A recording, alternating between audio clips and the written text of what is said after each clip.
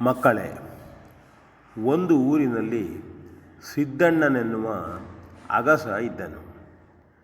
ಅಗಸನೆಂದರೆ ನಿಮಗೆ ಗೊತ್ತಾಯ್ತಲ್ಲ, ಬಟ್ಟೆಯನ್ನು ತೊಳೆಯುವಂಥವರು. ಅವನು ಒಂದು ಕತ್ತೆಯನ್ನು ಸಾಕಿಕೊಂಡಿದ್ದ. ದಿನಾಲೂ ಕತ್ತೆಯನ್ನು ತೆಗೆದುಕೊಂಡು ಹೋಗಿ ಜನರ ಬಟ್ಟೆಗಳನ್ನು ತರುವುದು, ನಂತರ ಅದೇ ಕತ್ತೆಯಲ್ಲಿ ಬಟ್ಟೆಗಳನ್ನು ಹಿಂದಿರುಗಿಸುವ ಕೆಲಸ ಮಾಡ್ತಾ ಇದ್ದ. ಆದರೆ ಅವನಿಗೆ ಸಾಕಷ್ಟು ಉತ್ಪನ್ನ ಇರಲಿಲ್ಲವಾಗಿತ್ತು. ಕತ್ತೆಯು ತುಂಬ ಬಡಕಲಾಗಿತ್ತು, ಅದರ ಹೊಟ್ಟೆ ತುಂಬುವುದು ಕಷ್ಟವಾಗಿತ್ತು. ಹಾಗಾಗಿ ಅವನು ಒಮ್ಮೆ ಒಂದು ಆಲೋಚನೆ ಮಾಡಿದ.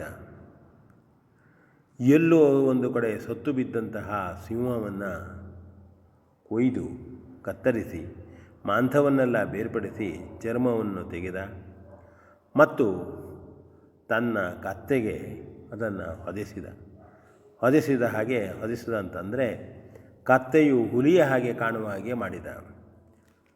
ಆಲೋಚನೆ ಮಾಡಿದ, ತಾನು ಹೀಗೆ ಮಾಡುವುದರಿಂದ ತನ್ನ ಕತ್ತೆ ಯಾರ ಹೊಲದಲ್ಲಿ ಬೇಕಾದರೂ ಹೋಗಬಹುದು, ಹೊಟ್ಟೆ ತುಂಬ ತಿನ್ನಬಹುದು, ಯಾರೂ ನನ್ನ ಹುಲಿಯ ಗೊಡವೆಗೆ ಹೊಡೆಯುವುದಕ್ಕೂ ಬರಲಾರರು, ಆರಾಮವಾಗಿ ಕತ್ತೆಯು ಆಹಾರ ತಿಂದು ಬರುತ್ತದೆ ಎಂದು ಆಲೋಚನೆ ಮಾಡಿದ್ದ. ಕೆಲವು ದಿನ ಹೀಗೆ ಕಳೆಯಿತು.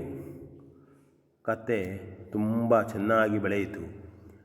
ಊರವರ ಹೊಲ ಗದ್ದೆಗಳಿಗೆ ಹೋಗುವುದು, ಬೆಳೆಗಳನ್ನು ತಿನ್ನಬಹುದು, ಯಾರೂ ಅದನ್ನು ಹೊಡೆಯಲಿಕ್ಕೆ ಬರುವುದಿಲ್ಲವಾಗಿತ್ತು. ಹುಲಿ ಎಂದು ಹೆದರುತ್ತಿದ್ದರು. ಇದರಿಂದ ಅವನ ಕುದುರೆ ಕತ್ತೆ ಚೆನ್ನಾಗಿ ಬೆಳೆದಿತ್ತು, ಒಳ್ಳೆಯ ಶಕ್ತಿಯುತವಾಗಿ ಬೆಳೆದಿತ್ತು. ಆದರೆ ಮೋಸ ಎಷ್ಟು ದಿನ ಉಳಿಯಲು ಸಾಧ್ಯ?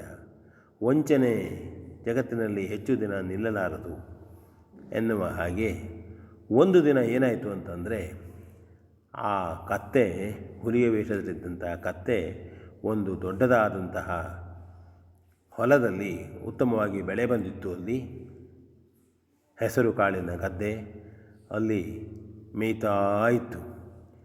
ಅದೇ ಸಂದರ್ಭದಲ್ಲಿ ಎದುರಿಗೆ ಅದೇ ಊರಿನ ಇನ್ನೊಂದು ಕತ್ತೆ ಬಂತು. ಅದನ್ನು ಕಂಡಾಗ ಕೇಳಬೇಕೆ, ಇದು ಅಗಸನಲ್ಲಿ ಒಂಟಿಯಾಗಿದ್ದಂತಹ ಕತ್ತೆ.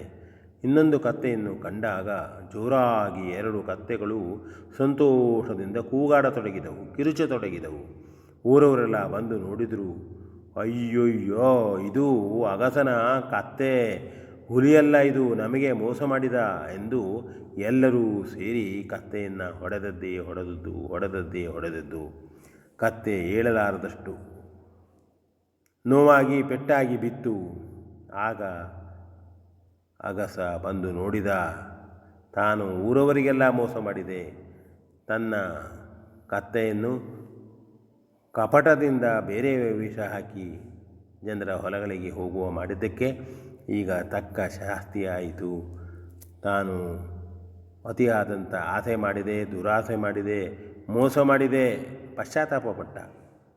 ಹಾಗಾಗಿ ಈ ಕಥೆಯಿಂದ ನಾವು ತಿಳಿದುಕೊಳ್ಳತಕ್ಕಂಥದ್ದು, ವಂಚನೆ ಯಾರೂ ಮಾಡಬಾರದು. ಕೊನೆಯಲ್ಲಿ ಅದರ ಪ್ರತಿಫಲ ನಮಗೆ ಕೆಟ್ಟದ್ದೇ ಆಗುತ್ತದೆ. V N Bhagwat, Baraballi.